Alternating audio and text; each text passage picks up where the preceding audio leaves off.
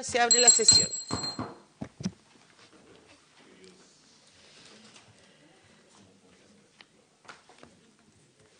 Bien. Señor secretario, ¿cuenta? No hay cuenta, señora presidenta. Gracias. ¿Cómo está, querido senador? Saludamos a todos los senadores. Muy bien, me parece. Bienvenido, senador Castro. Como no soy abogado, ¿cómo está, querido? Ofrezco la palabra a los señores senadores por algún varios. Solamente de parte de la presidencia y la secretaría informar que vamos a invertir los proyectos, porque esto a solicitud del ministro que tenía por agenda, no podía llegar al Congreso antes de las 11 y le interesaba estar en forma presencial para el proyecto indicado en el número 1. Y respecto al proyecto número 2, que lo veríamos primero, está conectado por Zoom el abogado del Ministerio de Justicia, don Francisco Maldonado. Entonces, si no hay varios por los señores senadores, damos comienzo, señor secretario, con la relación del proyecto número 2, llamado Ley Tomás. Muchas gracias, señora presidenta. Corresponde dar inicio a la discusión del proyecto de ley que modifica la ley número 20.084, que establece un sistema de responsabilidad de los adolescentes por infracciones a la ley penal, con el objeto de sancionar los crímenes cometidos por menores de edad en la forma que se indica, boletín signado con el número 14.959-07. La presente iniciativa se encuentra en primer trámite constitucional y tuvo su origen en una moción de la honorable senadora señora Sepúlveda y de los honorables senadores señores Castro González, Chaguán y Macaya. Se dio cuenta de esta iniciativa la Sala del Senado en sesión del 6 de mayo del año 2022, disponiéndose en esa oportunidad su estudio por la Comisión de Constitución, Legislación, Justicia y Reglamento. El objetivo de este proyecto de ley es modificar el tope actual de las penas del régimen de responsabilidad penal adolescente, a fin de juzgar ciertos crímenes cometidos por menores de edad con penas equivalentes a las contenidas en la legislación ordinaria, dada la gravedad de sus actos. Lo anterior conforme a los principios, procedimientos y cálculos que la Ley 20.084 establece. Al presente, la Secretaría hace las siguientes observaciones. La Ley 21.527, que crea el Servicio Nacional de Reinserción Social Juvenil, publicada el 12 de enero del presente año, modificó la Ley 20.084, y esas reformas comenzarán a regir en forma gradual, conforme lo dispone en su artículo primero transitorio, por lo cual hay que tenerlo presente en esta discusión, y por eso ustedes ven en sus comparados que está en amarillo lo que va a entrar gradualmente en vigencia. Por eso el comparado está con eso. Eso es todo, señor presidente. Muchas gracias, señor secretario. Ofrecemos la palabra a don Francisco Maldonado del Ministerio de Justicia para que nos exponga sobre este proyecto. Don Francisco. ¿Se escucha bien? Sí, se escucha bien. Se escucha perfecto, gracias. Perfecto. Muchísimas gracias por su intermedio. Saludar a la comisión. La iniciativa, voy a tratar de ser lo más breve posible. La iniciativa es bastante sencilla en su contenido. Evidentemente trata de sintonizar con el caso que le da origen, que es bastante dramático, y frente a ello, de alguna manera, lo que plantea, como señalaba el secretario, son dos cosas muy sencillas. Primero, exceptuar en todo tipo de crímenes el límite superior que está previsto en la ley con carácter general para la administración de las condenas privativas de libertad. Hay que tener en cuenta que en la actualidad toda condena privativa de libertad aplicable a menores de edad, a menores de 18 años, personas que han delinquido con menos de 18 años, puede llevar hasta los 5 años de internamiento en régimen cerrado, tratándose de personas que al momento de delinquir tienen menos de 16, que tienen 14 y 15 años, y puede llegar hasta los 10 años tratándose de personas que tienen entre 16 y 17 años al momento de cometer el delito. Esto implica, si tenemos en cuenta los plazos de investigación, más el periodo que puede existir previo al transcurso de la prescripción, que el sistema tolera la posibilidad de administrar la privación de libertad prevista para menores de edad hasta alrededor de los 27, 28, 30 años. teniendo en cuenta el máximo de la duración al que puede llegar una condena cuando la persona delinquió teniendo menos de 18 años. Lo que plantea el proyecto es eliminar estos límites, es decir, aplicar como límite superior para todo tipo de crímenes, es decir, todo tipo de condenas que tengan abstracto una pena mínima superior a 5 años y un día en el régimen de adulto, el límite que se prevé para cada caso en particular para la comisión de un adulto. Y esto quiere decir que en la actualidad, de aprobarse la iniciativa, una pena aplicable a un menor de edad podría llegar a los 20 años o incluso podría ser de carácter perpetuo, si así lo dispone el límite superior del correspondiente crimen de que se trate. En definitiva, esto es lo que plantea la iniciativa. Exceptúa la aplicación de los límites superiores para todo tipo de crímenes, tratándose de condena a personas menores de edad. Y para esto modifica dos reglas. La primera es aquella que establece la condena, la caracterización general de la condena, y la segunda es el procedimiento para el cálculo de la fijación de la pena, la determinación de la condena, también exceptuando la posibilidad de recurrir a este límite superior. Ese contenido, más allá de compartirse la idea de que es terrible el caso que motiva la preocupación, parece bastante poco posible de compartir. Yo diría, lo primero a tener en cuenta es que no existe ningún dato en la actualidad que respalde la necesidad de intervenir en forma más enérgica frente a crímenes. Yo solo por mencionar como regla general, los únicos crímenes que marcan una condición prevalente, la tendencia de delito desde el año 2015 a la fecha, son los robos violentos, que llegan alrededor de 2.000 y fracción en cada uno de los años, y el caso del robo en lugar habitado, que no bordean los topes de los 1.000 casos que conoce el sistema por año, es decir, en 12 meses. Y si bien es factible asumir que cierto tipo de delitos han experimentado un crecimiento prevalente en el último tiempo, dentro de los cuales se menciona el homicidio calificado o aparece el homicidio calificado. Estamos hablando en general también de cifras bastante bajas. Voy a tratar de relatarla. El año 2015 se consignaron 11 homicidios calificados con imputado conocido menor de edad en todo el país durante todo el año. 2016, 14, 2017, 8, 2018, 6, el 2019, 20, 2020, 12 casos, 2021, 17, 23 en el año pasado, y en la actualidad, el año 2023, se llevan contabilizados 11, lo que supone acercar una cifra similar a la anterior. Esto teniendo en cuenta que el volumen total en general de casos con imputado conocido menor de edad bordea en la actualidad los 6.500, 7.000 procesos. Esa es la relación que existe entre los homicidios, que es lo que justifica, digamos, esta modificación, y el volumen total de casos. Entonces no parece haber una relación directa entre lo que se pretende con la modificación y una necesidad real del sistema.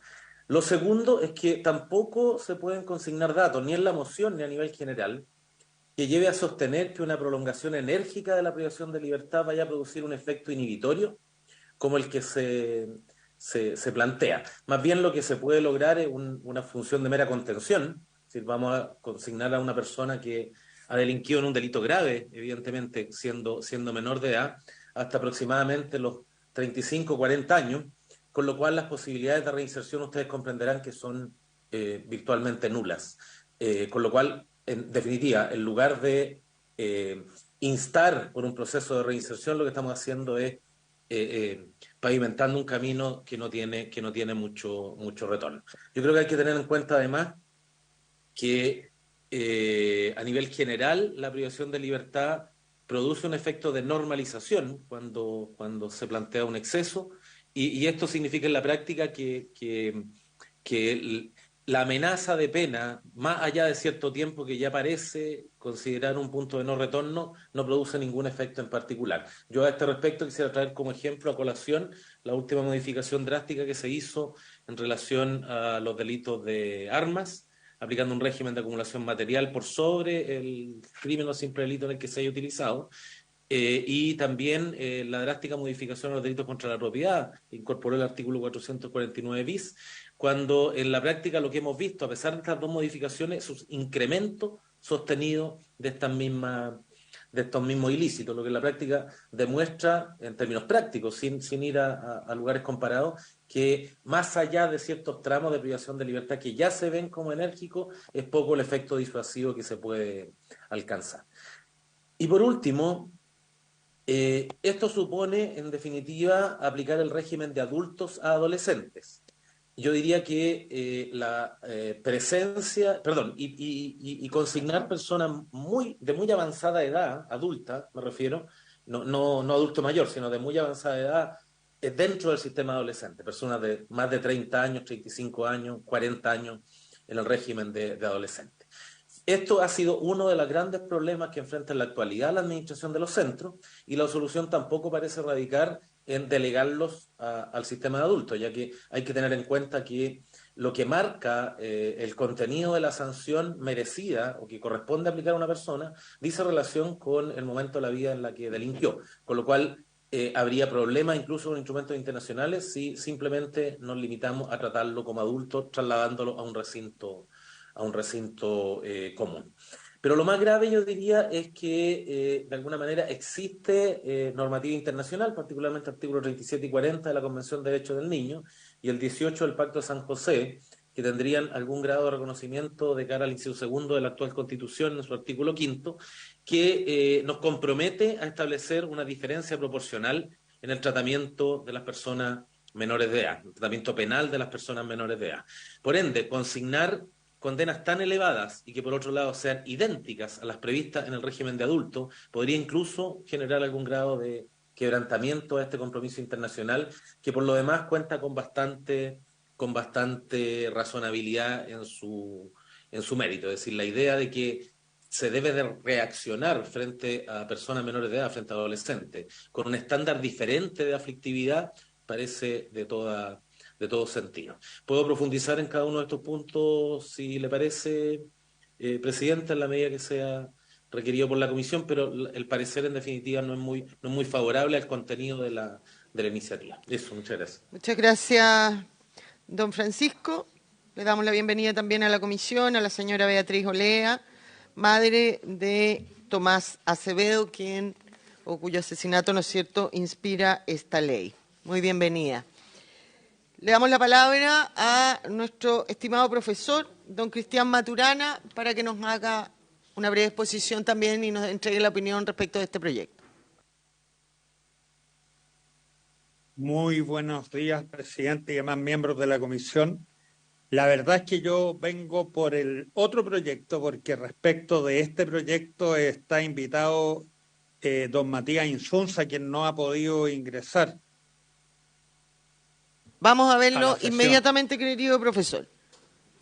¿Está don Matías Insulza ahí que dice que no lo dejan ingresar? Mientras resolvemos ese tema, le damos la palabra a doña Beatriz. No sé si quiere usted dirigirse a la comisión.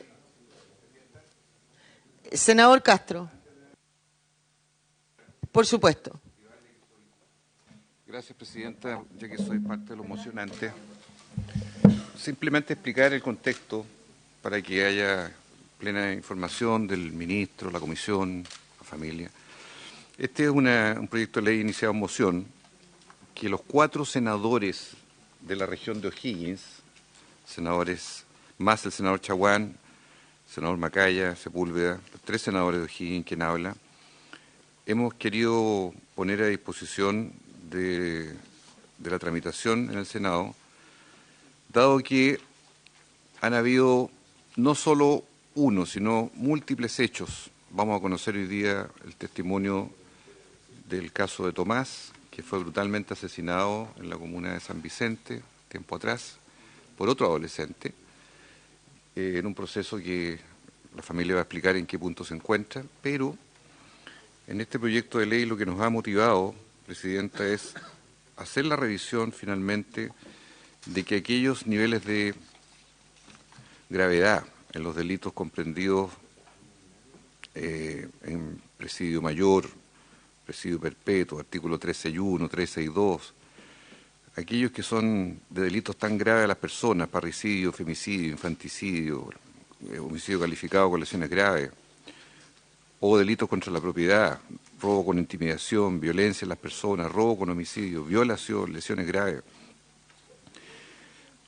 pudiese aplicarse una penalidad mayor, aún entendiendo todo el cuidado, la protección que los adolescentes debiesen tener en la rehabilitación, en todo lo que es la expresión penal, una vez que se ejecutan condenas respecto de ello.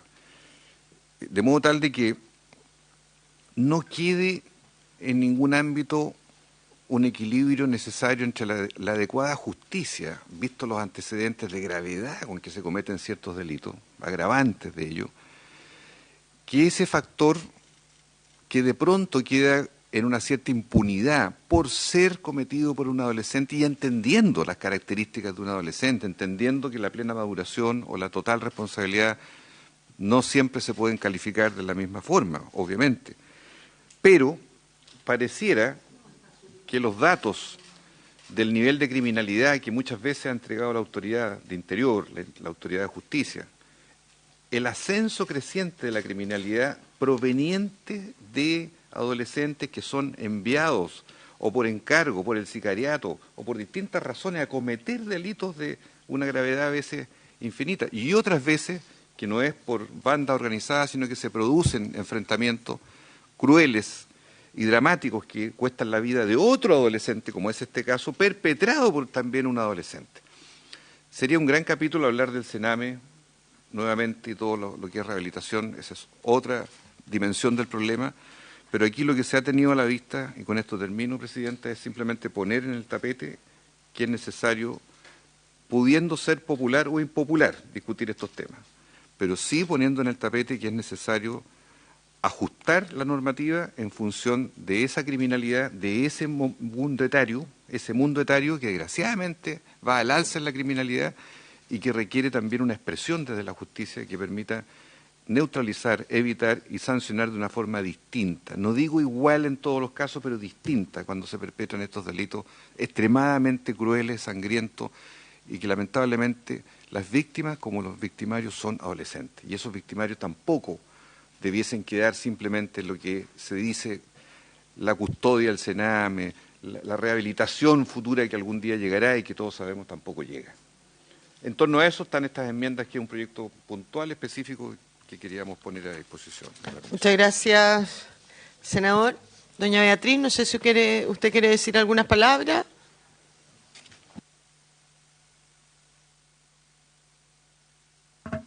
Buenos días, primero que nada. Bueno, yo estoy aquí en representación de muchos que hemos sufrido a manos de menores de edad y que no hemos tenido una pena justa según la gravedad del delito.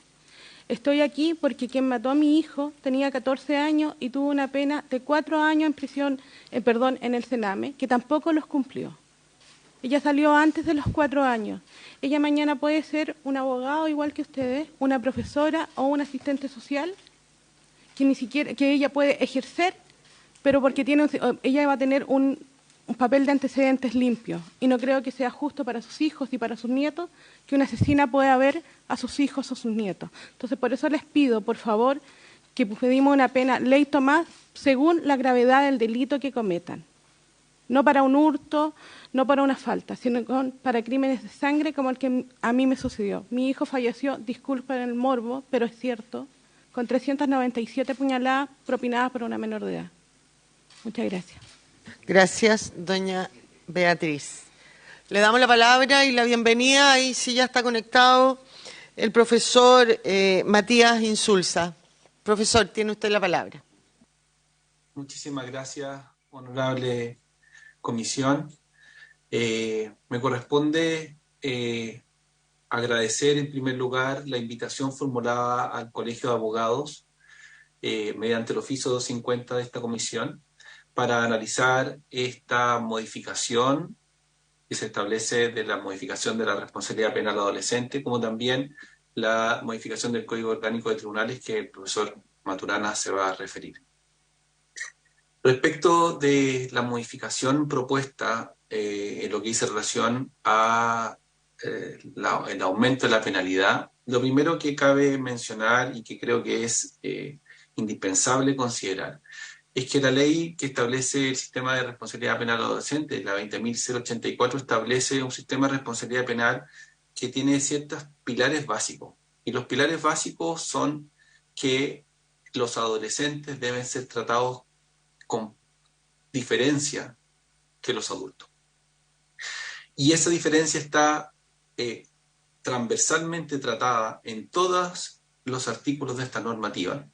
Y obviamente está también en lo que dice relación con la penalidad aplicable a aquellos.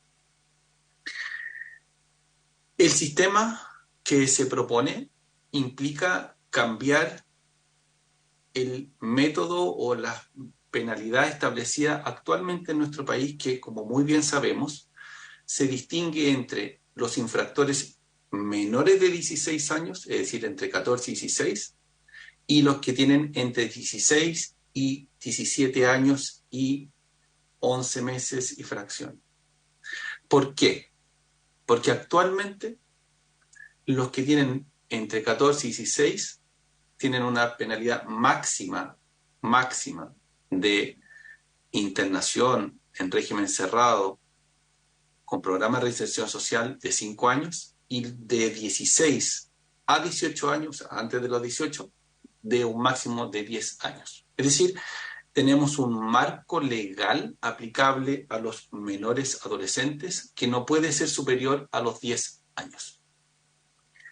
El núcleo central de la modificación que está en la propuesta está, a mi juicio, en el artículo 22, que se propone modificar, solicitando que se incorpore por parte de los honorables senadores que así lo propusieron como moción parlamentaria, agregar un párrafo adicional que es, a juicio nuestro, altamente cuestionable y creemos un retroceso en lo que dice relación con nuestro sistema penal.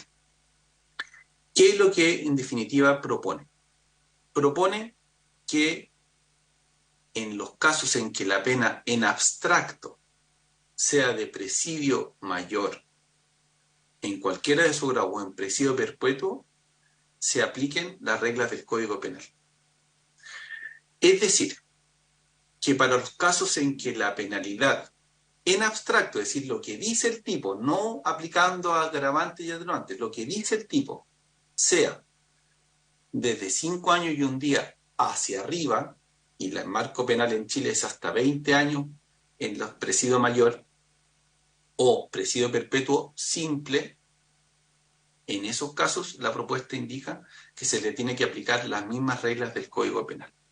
Es decir, lo que se plantea por parte de la propuesta es cambiar el marco de penalidad, permitiendo que incluso menores, adolescentes, sean objeto de privación hasta 20 años. ¿Qué nos parece cuestionable?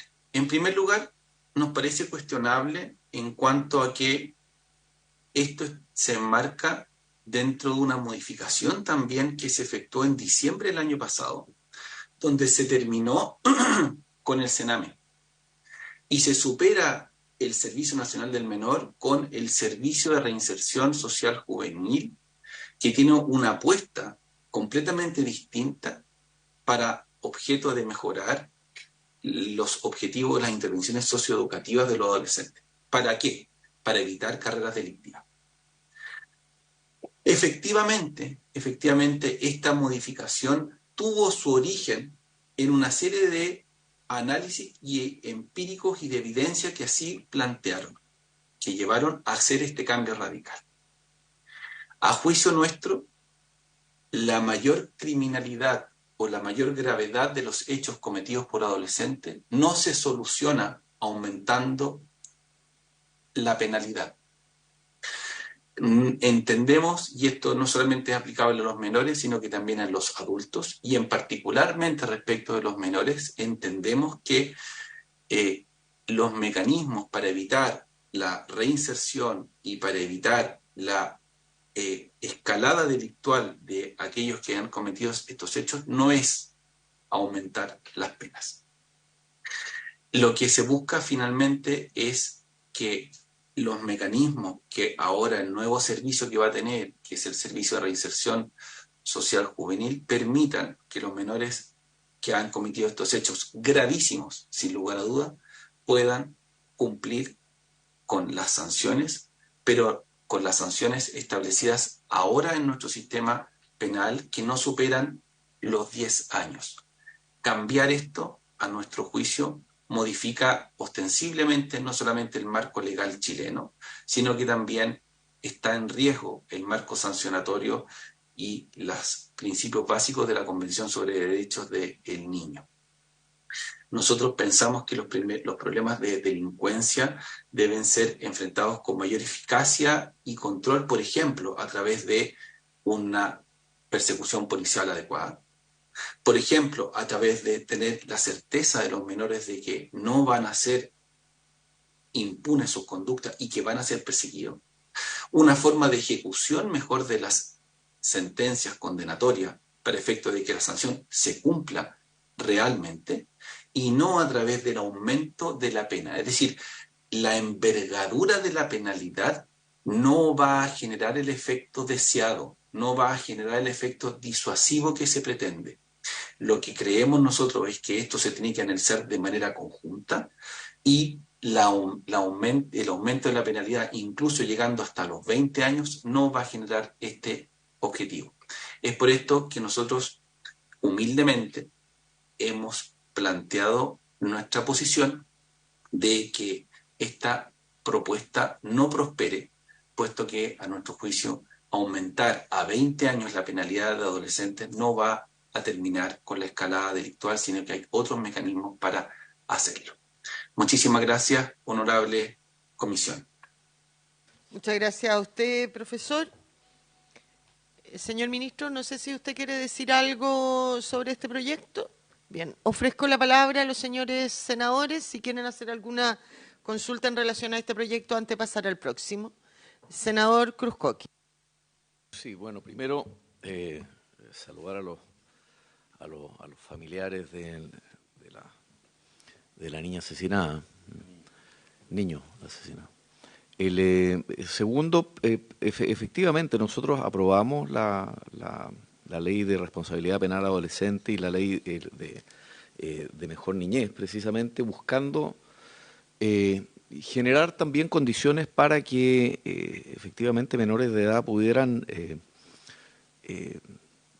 tener una segunda oportunidad, pero es evidente que con lo que ha sucedido en los últimos años, con el auge de grupos delictuales de narcotraficantes en particular, con el uso y con el agravamiento que se ha hecho de niños por parte de bandas de adultos, que precisamente utilizan niños para cometer crímenes.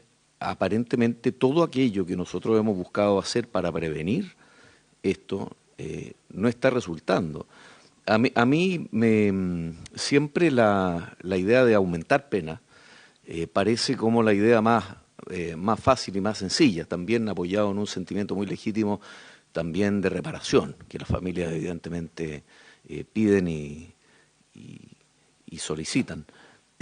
Yo sí creo, y ahí me hago cargo también de las palabras del abogado Insulza, de que efectivamente que los menores de edad tengan el mismo régimen de penas que los mayores de edad es algo que no debiese suceder, pero sí siento que efectivamente hoy día la respuesta punitiva que se está dando por parte del sistema es insuficiente. Y tenemos que buscar una manera para que, abordando un problema de proporcionalidad y teniendo también a la mano aquello que podamos nosotros más o menos tener en términos de la efectividad del aumento de penas como una herramienta que realmente sea eficiente, podamos hacer una distinción en aquellos crímenes que son efectivamente horrorosos, crímenes brutales. Imagino, Presidenta, que claro, tendremos un tiempo de discusión y luego vamos a poder proponer indicaciones, pero sin duda que una persona que apuñala a alguien con 395 puñaladas esté exclusivamente, ¿cuánto? 4 meses Perdón, menos de 4 años. Homicidio calificado y menos de 4 años en un régimen tal cual. por lo mismo. Creo que hay que revisarlo, pero también creo que hay que hacerlo con la seriedad que importa saber si efectivamente vamos a estar generando una herramienta que sea eficaz, porque lo que nosotros debemos también hacer seriamente como comisión es ver cuáles son los mecanismos eficientes y eficaces para que esto realmente resulte como un mecanismo disuasivo para los eventuales criminales que están en edad adolescente. Gracias, presidente. Gracias, senador. Yo también quisiera emitir un par de opiniones. Yo no estoy de acuerdo con que el Poder Ejecutivo, ¿no es cierto?, venga acá y simplemente critique el proyecto diciendo que no está de acuerdo. Poder Ejecutivo le toca más que eso. Está bien, no puede estar de acuerdo con esto. Yo creo que todos creemos y queremos la reinserción de los menores de edad. Pero si ese es el fundamento para no castigar a los menores de edad, que incluso en la nueva ley ni siquiera se les aplica la reincidencia, es decir, un menor de edad puede cometer 1 o 10 homicidios y se le va a castigar por 1. Eso me parece inaceptable cuando el Estado no entrega las condiciones necesarias para que esa rehabilitación pueda producirse y logremos salvar a esos niños. Hoy día, yo los invito, no reconozco todo, pero los invito a que vayan, querido ministro, y al señor Moreno, al ministro Jackson, que tiene a cargo la mejor niñez, el servicio de mejor niñez, que no está funcionando. Tenemos una ley muy bonita, pero ni siquiera se ha dictado el reglamento. No está funcionando. Estamos igual o peor que con el Sename. No hay, ¿no es cierto?, de nada sacas tú tener una gran ley que quiera proteger a los niños cuando no hay infraestructura, cuando los establecimientos en regiones siguen siendo iguales, no hay capacidad de separar a niños dentro de el mismo establecimiento, ¿no es cierto?, porque se separó al niño que queríamos proteger por vulneración a sus derechos de aquel que comete un delito. Pero cuando el que comete un delito, ¿no es cierto?, es menor de edad, no va a los establecimientos de reinserción juvenil, va porque es inimputable, cuando es menor de 14 años, va a los servicios de mejor niñez, en que ni siquiera pueden estar separados, o eso es la realidad en mi región. Y por lo tanto, hay peleas, hay agresiones, hay lesiones, no solamente entre los niños, sino que a los tíos, a los profesionales que están cuidando. De verdad, hay niños que son verdaderos delincuentes y el Estado hoy día no está dando la infraestructura, los servicios y contando con los profesionales necesarios para que esos niños puedan tener alguna posibilidad de reinserción, o al menos para que lo tengan aquellos niños vulnerados en sus derechos, que no tengan que convivir con esto, que era uno de los objetivos de la separación, ¿no es cierto?, del Sename entre niños vulnerados en sus derechos y niños infractores de ley. Entonces, claramente yo creo que hoy día la ciudadanía necesita una respuesta. Si queremos recuperar a los niños, bueno, que el Estado entonces entregue las herramientas para ello. Pero hoy día, al menos en la región de Tarapacá, eso es imposible, ministro. Yo lo invito a que vaya a la región, que lo lleven donde funcione, que vea la primera separación que tienen que hacer los tíos es entre niños chilenos y migrantes, porque hay una rivalidad de bandas. Está la escoba. De verdad está la escoba.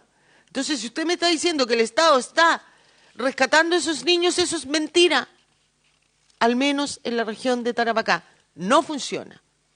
Ni bien los servicios de reinserción juvenil, ni tampoco mejor niñez. Y también hacerle una pregunta al Ejecutivo, ministro, está usted, pero no es su ministerio.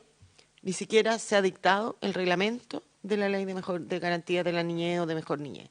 Entonces, no me parece que se venga a hablar en contra de un proyecto que puede tener muchas mejoras, que puede ser el inicio solo para discutir el tema y ver cómo avanzar, sin dar ninguna solución a lo que hoy día está pasando, a lo que vive Beatriz. Ella no va a recuperar a su hijo porque los futuros niños que cometan homicidio tengan una pena más alta, pero ojalá que ninguna madre, ninguna familia tuviera que vivir la pérdida de un hijo.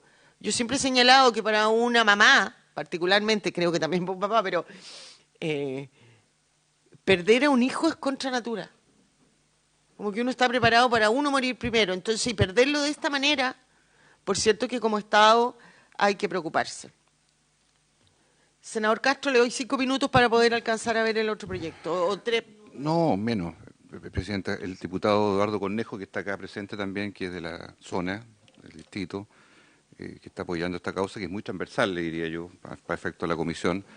Y creo que usted tiene mucha razón en cuanto a que necesitamos una respuesta, ojalá también, no del proyecto, pero sí me gustaría, en los minutos que restan, que el ministro pudiera dar una señal de cuál es el cuadro frente al planteamiento que usted ha hecho de la escasa reinserción y de todas las dificultades que tenemos hoy día. Quiero proponerle 2 invitados de alto nivel, no los tengo los nombres en este minuto porque lo estamos explorando, para hacerlo llegar, para que haya voces, ¿no es cierto?, que también fundamenten el porqué, con la apertura a buscar enmiendas, a las mejoras que pueden ser distintas a las que están aquí plasmadas, pero que nos hagamos cargo de este tema tan sensible que creo que es fundamental a estas alturas. Y particularmente porque los otros mecanismos no han operado en el sistema. Eso, Presidenta. Muchas gracias. Espéreme un segundito, es que tenemos otro proyecto y le tengo que dar la palabra al ministro antes. Ministro, yo quisiera además hacerle otra consulta que se lo he hecho a todos los ministros de Justicia que conozco y todos me dicen ok, y nunca... Cuando se habla de reinserción, y este cuento lo cuento siempre, a mí me tocó ser intendenta, ¿no es cierto?, y había una política general del gobierno de ayudar a la reinserción y salir, y a mí me mandaron el gobierno, el Ministerio del Interior, ¿no es cierto?, a golpear todas las empresas de mi región, a pedir trabajo para las personas que salían de la cárcel, juveniles o no, unos estudiantes, pero ya habían algunos también mayores de 18 años prevaleciendo eso. Y resulta que a uno le da vergüenza, porque tú sales a pedir, pero tú que eres Estado, no modificas los famosos estatutos administrativos para darle la posibilidad, en algunos casos, ¿no es cierto?, y con todas las prevenciones, pero si el Estado cree en la reinserción, me digo yo, ¿por qué entonces, cuando uno es funcionario público, tiene que salir a pedir ayuda a las empresas privadas para que los contraten y el Estado no parte con el ejemplo, contratando a algunos, cumpliendo ciertos requisitos? Yo sé que hay algunos que a lo mejor no, pero cumpliendo ciertos requisitos, me parece que es una vergüenza. Doña Alejandra, ¿se llama usted?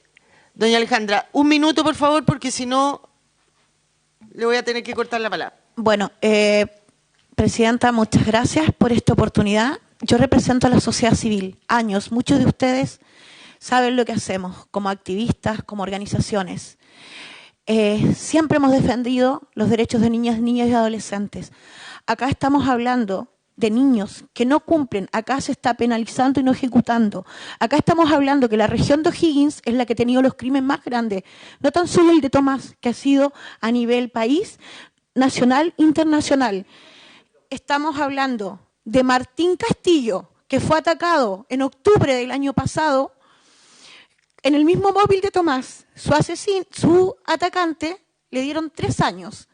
1 mes hizo, no fue a hacer más reclusión nocturna, hoy en día tiene nuevamente a otro niño apuñalado. Estamos hablando de un joven que está en el CIPSRC, que se violó a un bebé de 1 año y medio y está libre. Estamos hablando de la abuela que fue apuñalada con 95 puñaladas por una niña que está libre. Estamos hablando del hijo del señor Fernández, que también fue apuñalado. Y estamos hablando, ministro Insunza, que a usted se lo digo, que los asesinos de Tamara Moya, si hubiesen estado recluidos en un centro y cumpliendo sus penas porque eran infractores de ley, o sea, se entiende que se había pasado un discopare. El que se pasa un discopare es un infractor de ley. El que va a matar a Mansalva aquí se habla es un asesino. La presidencia, por favor, baje. Perdón.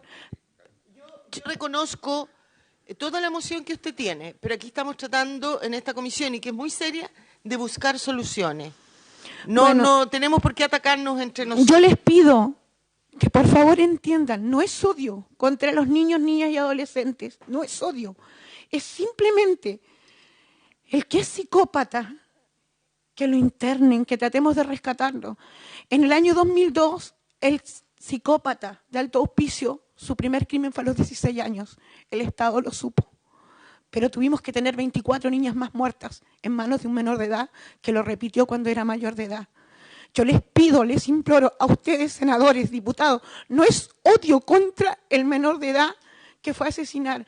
El sociópata se hace, el psicópata nace, más cuando tiene cómplices pasivos. Tomás Olea, el Olea, era un cabro bueno, lo planificaron. No es tan solo la Betty, es Darmin de Talca también, matado en la puerta de su casa enfrente de su padre, a pito cuenta de nada. Muchas gracias, reflexionen y escuchen. Gracias, doña Alejandra. Ministro, vamos a seguir, este proyecto tiene mucho rato para poder pasar al segundo. Ministro, tiene usted la palabra. Sí, un par de precisiones, señora presidenta, por su intermedio, saludar a los senadores, a las invitadas. Los casos de política criminal vinculados a penas son casos difíciles, entre otras cosas porque nos enfrentan no solo a cuestiones abstractas, sino que a experiencias concretas como la que hemos escuchado el día de hoy. Solo y sin perjuicio de la discusión que debiéramos tener en este contexto, el proyecto lo que abre es un debate sobre el régimen de penas en materia de responsabilidad penal juvenil y a mí me parece que es relevante enfrentarlo directamente así, no como un mecanismo elusivo, sino que simplemente por una decisión de política criminal deliberada por parte del Congreso, ¿no? A mí me parece, y eso no es una omisión de nadie, es una regulación deliberada del Congreso. El Congreso podrá tener debate sobre el cambio de la política criminal, pero me parece que es mejor decir lo que estamos haciendo un cambio en la política criminal a decir que son omisiones legislativas. Eso me parece que es lo primero. Lo segundo es que este Congreso ha tomado una decisión a propósito, efectivamente, de dejar atrás el Sename, el primero Mejor Niñez. De lo que yo me puedo hacer cargo es de lo que está vinculado al servicio de reinserción juvenil, que está en etapa de instalación. Ojo con eso, que es un cambio además de estructura no solo normativa, sino que además un régimen en virtud del cual supone una intervención distinta de fiscales, jueces y defensores. Eso es relevante porque tal como aprobó la ley el Congreso, el proceso de implementación del servicio de reinserción juvenil comienza en enero del próximo año, no está funcionando en la actualidad, se realiza en 3 etapas, enero de 2024, enero de 2025, enero de 2026, y la primera son en la zona norte. El Ejecutivo está haciendo una serie de esfuerzos para resolver los problemas de infraestructura, pero sobre todo los temas de intervención. La pregunta es si en el contexto de este proyecto, cómo conciliar el propósito legislativo aprobado recientemente por el Congreso con un debate como esa característica, y a mí me parece que eso es mejor darlo de modo transparente. Y sobre lo tercero, sobre los mecanismos de participación de reinserción. Uno de los grandes defectos que tiene el mecanismo de reinserción chileno, no solo en materia juvenil, sino que en materia de adultos, son primero la distribución de recursos, pero lo segundo es la poca participación de la sociedad civil en la reinserción. Las personas activas de la sociedad civil están relativamente identificados, estoy hablando en términos comparados, ¿no? En términos comparados, el rol de la sociedad civil en centros de privación de libertad es más activo, en el caso nuestro es mucho más acotado, y esto es uno de los temas relevantes, de hecho está formando parte de la conversación en la Cámara de Diputados, un proyecto de posterioridad va a llegar acá, que es la que permite la ampliación de los penales. Pero por cierto, señora presidenta, señores senadores, como es de costumbre en el caso nuestro, el debate de este proyecto nosotros lo asumiremos con la misma responsabilidad que los otros y será sobre todo lo que se refiere a aumento de penas, teniendo presente que si el Congreso decide cambiar de opción, está cambiando de opción de la política criminal, y a mí me parece que es un debate legítimo y es mejor darlo con transparencia. Eso nada más, señores. Muchas gracias, estimado ministro. Vamos a llegar hasta acá con este proyecto en esta sesión. Agradecemos a nuestros invitados. Les comunicaremos oficialmente las sesiones venideras en que lo veremos. A los señores senadores, si quieren, así como lo dijo el senador Castro, que la comisión invite a alguien en particular, le solicito que lo haga llegar a la Secretaría. Y pasamos a nuestro segundo proyecto en tabla,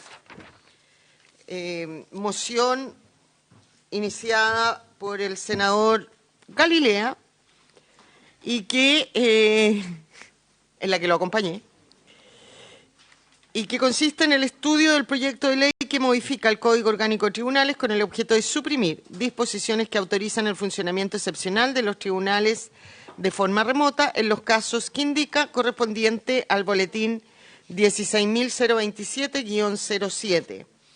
Damos una vez más la bienvenida también a el ministro, a la ministra, a la excelentísima ministra de la Corte Suprema, Gloriana Chévesis.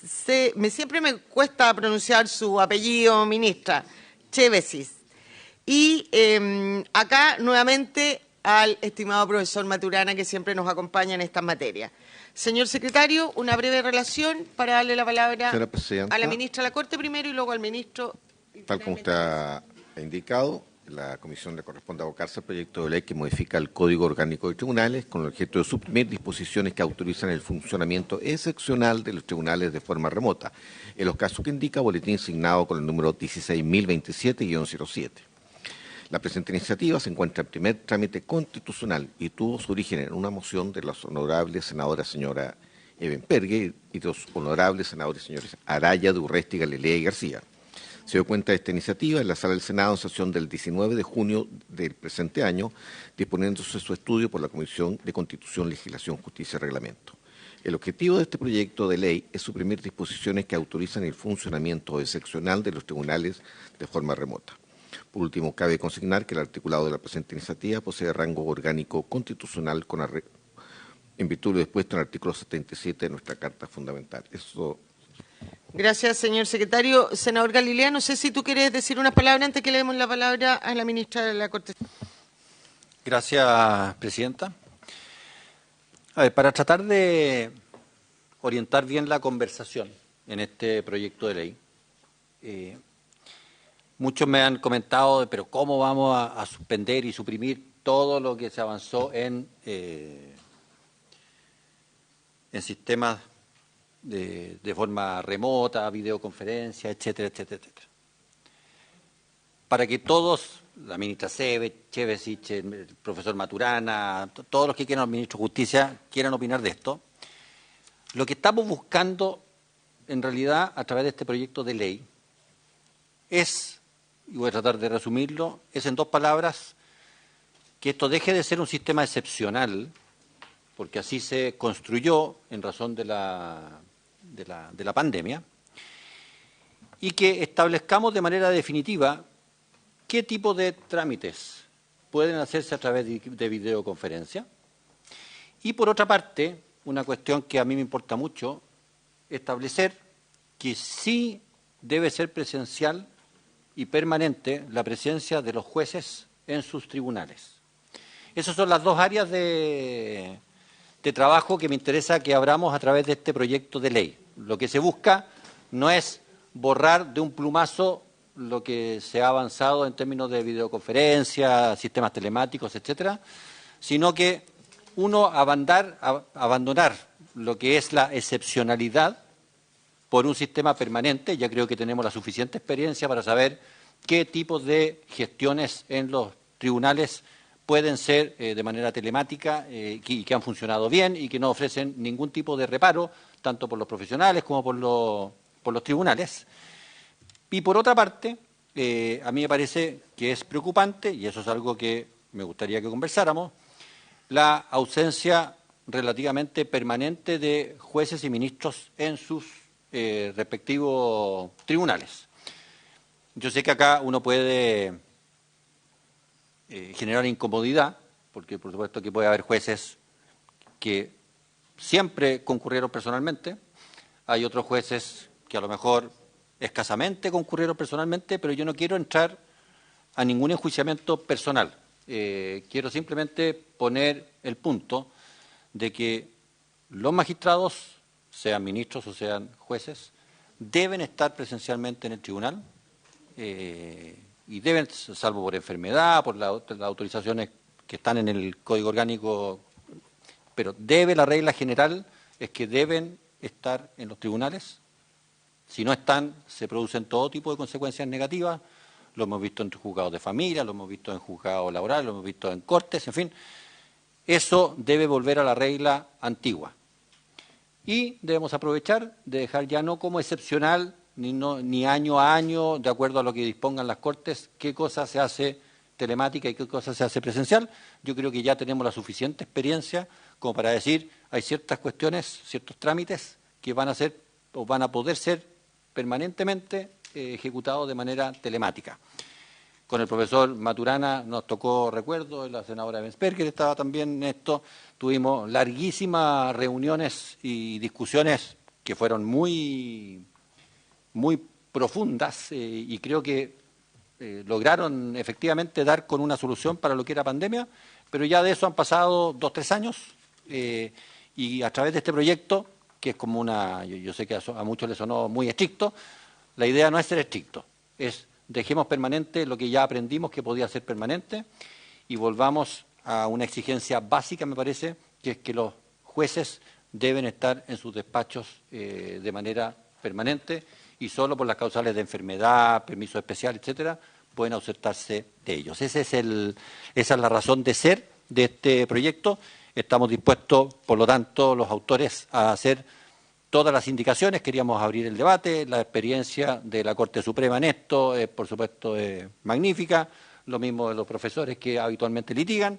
Ese es el objetivo de este proyecto y mientras antes lo resolvamos, creo que va a ser mejor para la total normalización ya de nuestros tribunales de justicia. Así que esperamos la colaboración, como decía, de las Cortes, del Ministerio de Justicia, de los profesores.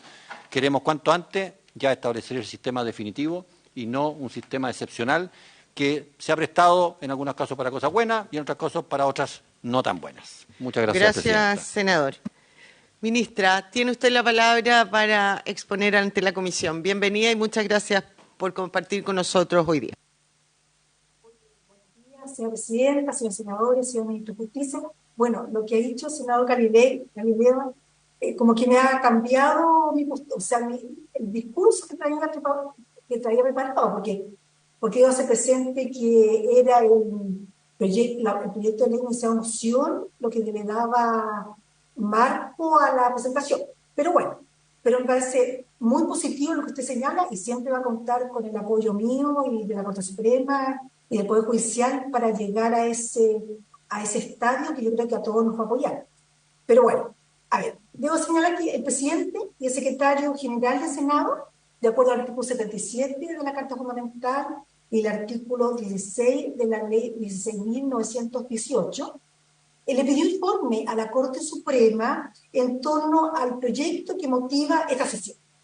Pues bien, la Corte Suprema, en la audiencia llevada a cabo el día 17 de junio, decidió no analizar el informe presentado, sino hasta que se diera cuenta de las modificaciones que hay que introducir necesariamente al auto acordado 41, que regula el teletrabajo en tribunales y unidades judiciales, y el auto acordado 258, dictado cumpliendo el mandato dado por la Ley 21.394, fundamentalmente porque el 31 de este mes termina el estado de alerta sanitaria.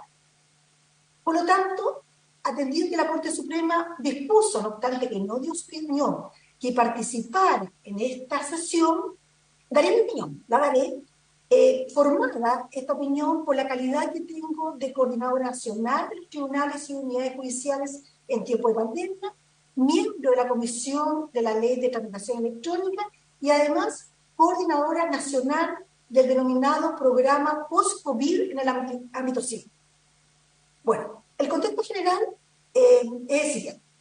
Pocos días antes de decretado el estado de excepción constitucional por pandemia, efectivamente la Corte Suprema dictó el acta 41 que introdujo, como dije, el teletrabajo en el Poder Judicial, regulando un régimen ordinario y otro extraordinario, aplicándose actualmente este último hasta el 31 de agosto de este año, lo que permitió seguir prestando servicio judicial, no obstante que las puertas de la dependencia de los tribunales y de las unidades técnicas y de apoyo estaban cerradas. Además, debo hacer presente que la Corte Suprema integra la Cumbre Judicial Iberoamericana, que al día de hoy soy la coordinadora nacional, que reúne 23 países. Y los tribunales chilenos fueron uno de los pocos, tal vez el único, que siguieron funcionando, obviamente, con las limitaciones impuestas por la pandemia. Incluso más de uno de sus países no prestó ningún tipo de servicio por bastante tiempo. Los que señalo también se deben a la ley 20.886 del 18 de diciembre del año 2015, que introdujo la tramitación digital en los procedimientos judiciales que no lo tienen los países a que hago referencia.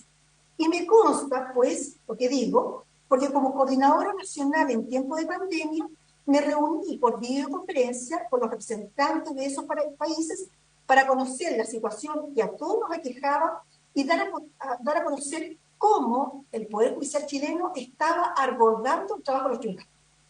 También debo ser presente que la Corte Suprema, por el acuerdo de los gremios del Poder Judicial, dictó un protocolo para el uso de las dependencias judiciales, cumpliendo obviamente la normativa sanitaria, que se fue adecuando, modificando, conforme a las decisiones adoptadas por la autoridad.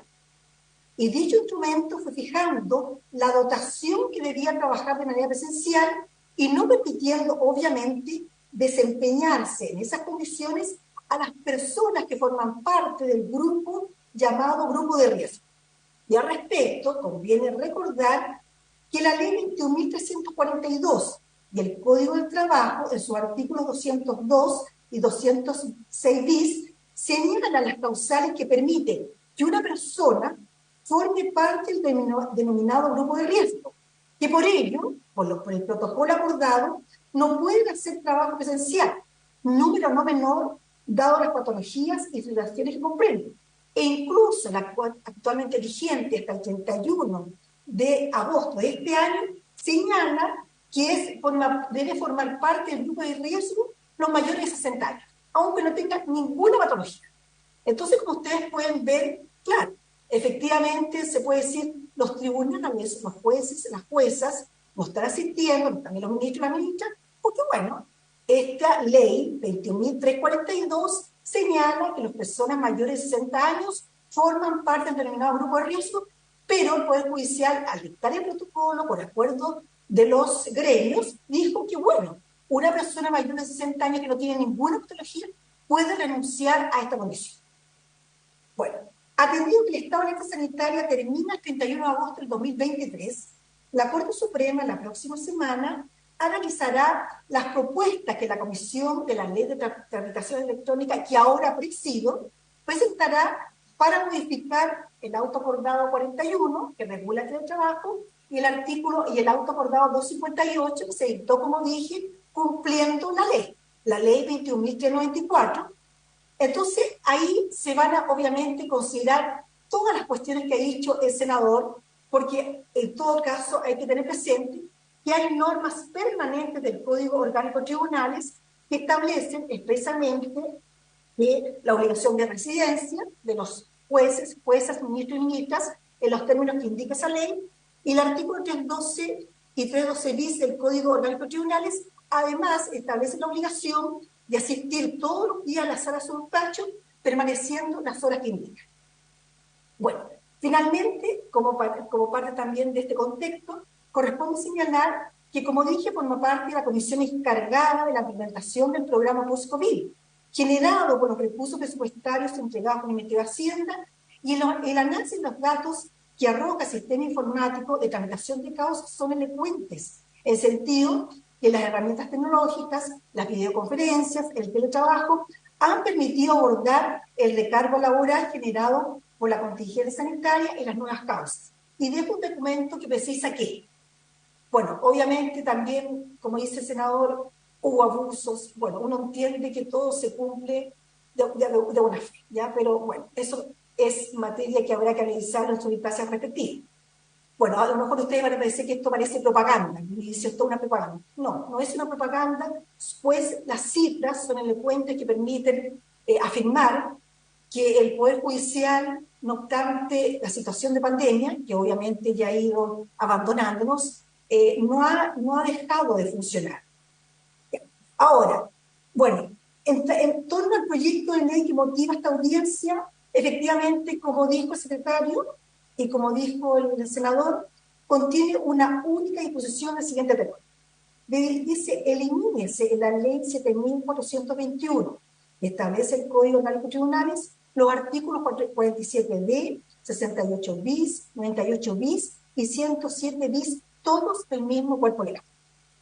Pues bien, el artículo 47D del Código Orgánico de Tribunales dispone, en síntesis, que los juzgados de letra civil, los de familia, los de letra del trabajo, los de cobranza laboral y previsional, el juzgado de letras de familia, garantía y trabajo y alto auspicio, y los de letras con competencia común podrán ser autorizados por las Cortes de Apelaciones a realizar sus audiencias de forma remota por medio de videoconferencia, salvo las que la misma norma margina de esta posibilidad, que es fundamentalmente aquella en que se recibe la denominada prueba B. Como se advierte, se trata de un funcionamiento excepcional y general, no circunscrito a un proceso específico que puede durar como máximo un año, prorrogable por igual periodo, y que se funda en razones de buen servicio a fin de velar por la eficiencia del sistema judicial para garantizar el acceso a la justicia, la vida o la integridad de las personas. Muy similar es la hipótesis que regula el artículo 68 bis del mismo código, que establece idéntica posibilidad de funcionamiento excepcional y por los mismos motivos, pero esta vez para la vista de las causas en las Cortes de Apelaciones, y en este caso la autorización queda entregada al pleno de cada uno. Lo propio ocurre con el artículo 98 bis del Código Orgánico de Tribunales, que establece lo mismo, pero para la vista de las causas de la Corte Suprema, caso en el que propone su presidente la forma de funcionamiento y debe aprobar el pleno. Y también esta norma del Código Orgánico de Tribunales ordena que la Corte Suprema debe dictar un auto acordado, que es el auto acordado 258, para fijar parámetros, criterios, directrices para optar por esta forma de funcionamiento excepcional. En consecuencia, con diferencias debidas a distintas jerarquías de los tribunales que se tratan, autorizan a decretar un sistema de funcionamiento excepcional con arreglo al cual algunas de las audiencias de su competencia pueden celebrarse por videoconferencia. Distinto es el caso del artículo 107 bis del Código Orgánico, pues en primer lugar, otorga una facultad general a los juzgados de garantía, a los tribunales orales del penal, a las Cortes de Apelaciones y a la Corte Suprema, de decretar que el desarrollo de ciertas audiencias de los procedimientos penales de su competencia se realicen bajo modalidad semipresencial, consistiendo en que uno o más del interviniente o de las partes puedan comparecer por vía remota, estando siempre el tribunal presente. En segundo lugar, establece algunas hipótesis especiales bajo las cuales pueden autorizar la comparecencia por vía remota de partes o intervinientes en los procesos penales, entre otras, la necesidad de dar protección a víctimas y testigos cuando el imputado estuviera privado de libertad o su traslado de la víctima resultara muy dispendioso, o en fin, cuando peritos o testigos no se encuentran en el lugar de juicio. Por lo tanto, a diferencia de lo que ocurre con los otros artículos mencionados, ante un supuesto de funcionamiento excepcional de los tribunales donde se les autoriza en términos generales a realizar por videoconferencia todas las audiencias de su competencia, se está ante una autorización específica, circunscrita a un procedimiento penal concreto, para que ciertos intervinientes o las partes puedan comparecer a determinada audiencia por vía remota. Entonces, la eliminación es problemática en un doble sentido. Primero, porque se busca terminar con la posibilidad de que los tribunales puedan regirse con un sistema de funcionamiento excepcional, en base al cual las audiencias de competencia puedan realizarse de forma remota, debía también derogarse el artículo 107 ter del Código Orgánico de Tribunales, que dispone, en síntesis, que las Cortes de Apelaciones podrán disponer para sí o autorizar a los juzgados de garantía o tribunales orales penal la adopción de un sistema de funcionamiento excepcional para realización de audiencias remotas por videoconferencia o bien bajo la modalidad semipresencial en los procesos penales de conocimiento, por un lapso de un año prorrogable hasta un máximo de 2. Lo propio ocurre con la Corte Suprema, que, según la norma, también puede disponer para sí o autorizar a las Cortes de Apelaciones, los juzgados de garantía o tribunales orales en lo penal, la misma forma de operar recién descrita en los procesos penales. La circunstancia habilitante para que las Cortes autoricen o disponga esta herramienta es, según el artículo 107 ter, la de encontrarse ante situaciones excepcionales, y el objetivo de su aplicación debe ser el de cautelar la vida e integridad de las personas, el acceso a la justicia y la eficiencia del sistema judicial. Como se puede apreciar, el artículo 107 ter del Código de los Tribunales presenta similitud con los artículos 47D, 68 bis y 98 bis, aunque la forma en que interactúan es problemática. Podría decirse en términos generales que mientras estos tres rigen para los asuntos no penales, aquel solo rige para aquellos, y en conjunto conforman el esquema de funcionamiento excepcional de los tribunales de justicia al Poder Judicial, consistente en aplicar audiencias remotas en vez de presenciales, para así cuidar la eficiencia con que el sistema judicial garantiza el acceso a la justicia y la vida o integridad de las personas. En consecuencia, no se observa de qué manera la eliminación de los artículos 47D, 68 bis, 98 bis y 107 bis del Código Orgánico, más no del artículo 107 ter, permitiría alcanzar el propósito que se plantea, consistente en terminar con la posibilidad de que los tribunales puedan regirse por un sistema de funcionamiento que les habilite a realizar audiencias de forma remota por videoconferencia. Además, si se quiere que la proscripción de este funcionamiento extraordinario sea completa, aunque por lo manifestado en esta sesión no es así, deberían también modificarse el artículo 77 bis del Código de Procedimiento Civil, que regula la comparecencia voluntaria en audiencias por medios remotos a las audiencias judiciales que se verifiquen presencialmente en el tribunal, y también remite al artículo 47D del Código Orgánico. También habría que eliminar el artículo 427 bis del Código del Trabajo y el artículo 60 bis de la Ley 19.968, que regula los procedimientos en materia de familia, por la misma razón señalada. Segundo, también resulta problemático por su inconveniencia, pues terminar con la posibilidad de que los tribunales de justicia, bajo circunstancias excepcionales, modifiquen la forma en que realizan sus audiencias, impidiéndoles desarrollarlas por videoconferencia, es una medida desaconsejable porque impide echar mano a un mecanismo alternativo que resulta valioso cada vez que surgen fenómenos naturales o sociales contingentes y de gran impacto en el funcionamiento ordinario de las instituciones. Es el caso, por ejemplo, de los desastres naturales que con relativa frecuencia azotan a alguna zona del país. Ejemplo, terremotos, lluvias, inundaciones, erupciones volcánicas, incendios, o de episodios pandémicos como el que dio origen precisamente a las normas cuya eliminación promueve el proyecto. La ventaja de los artículos 47D, 68 bis y 98 bis, así como el artículo 107 ter, todos del Código Orgánico de Tribunales, es que ofrecen una solución ante episodios donde tradicionalmente las instituciones, y entre ellas los tribunales de justicia, paralizan su labor, suspendiendo por fuerza de la realidad el servicio que prestan a las personas.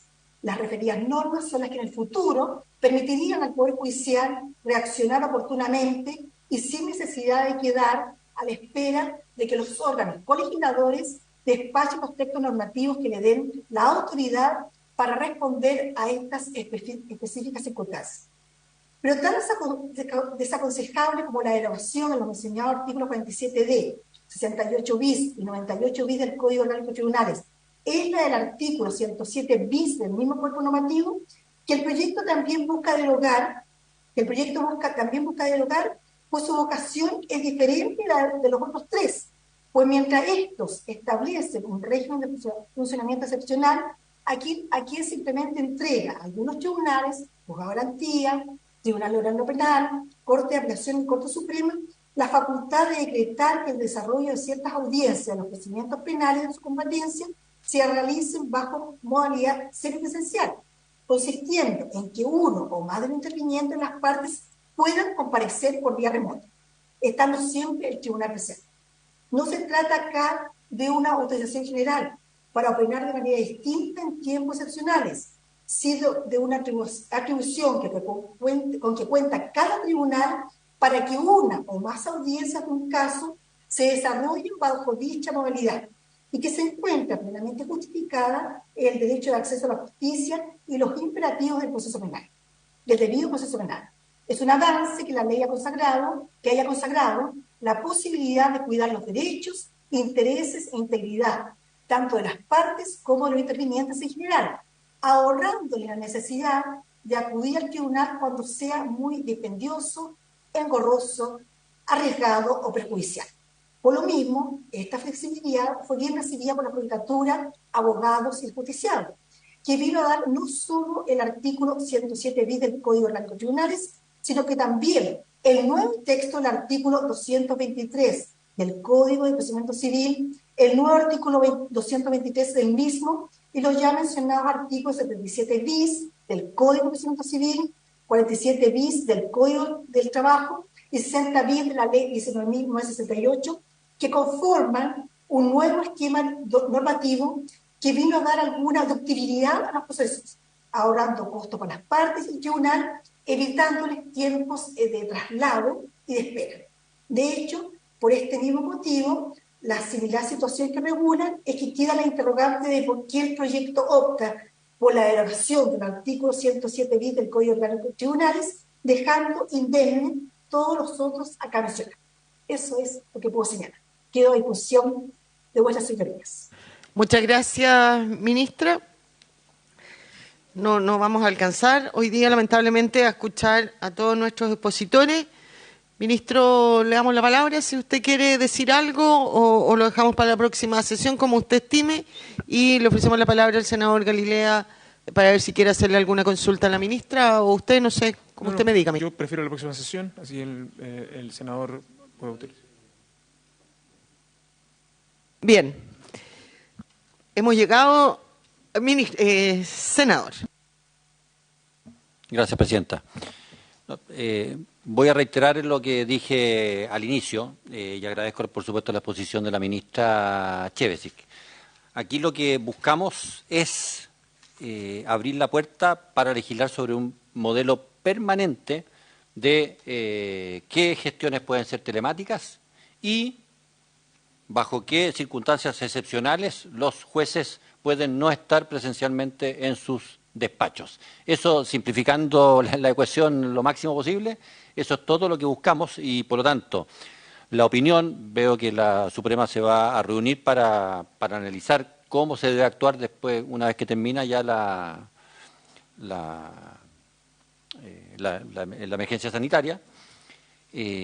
Todo eso es muy bienvenido para traerlo a través de indicaciones, la opinión de los profesores, del Ministerio que ya está analizando el tema, porque la idea es cuanto antes dejar establecido el sistema permanente de gestiones telemáticas y qué cosas tienen que ser necesariamente presenciales. Recuerdo que en su momento discutimos mucho en el procedimiento penal, por ejemplo, bueno, los testigos, cómo procede. Bueno, ya tenemos suficiente experiencia en todo ello para definirlo de manera permanente. Así que ese es el objetivo para evitar, sé que uno puede criticar mucho este proyecto y no hay problema, pero no nos detengamos ahí porque el objetivo es el otro. Muchas gracias, presidenta. Muchas gracias.